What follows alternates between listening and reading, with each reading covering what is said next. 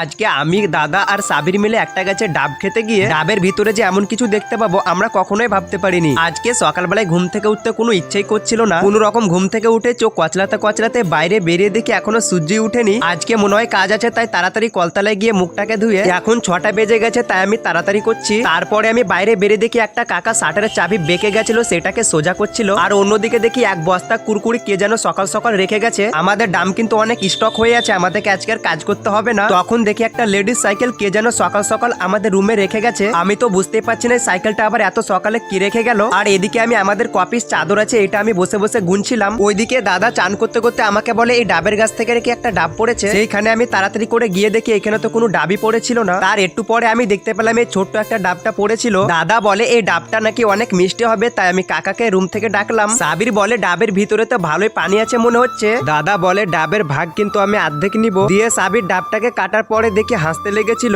বলে এলে ডাবটা তুই সব খেয়ে ফেল। ডাবের ভিতরে এটা কি করে এলো আমি তো কিছুই বুঝতে পারছি না। দাদাকে আমি ডাবটা দিচ্ছিলাম, তখন দাদা বলে ডাব আমি খেয়ে না, ডাবে অ্যালার্জি আছে। আমি তো হাসতে হাসতে বললাম ডাবে আবার কখনো অ্যালার্জি হয়? তোমরা সাবস্ক্রাইব করে দিলে হতে পারে।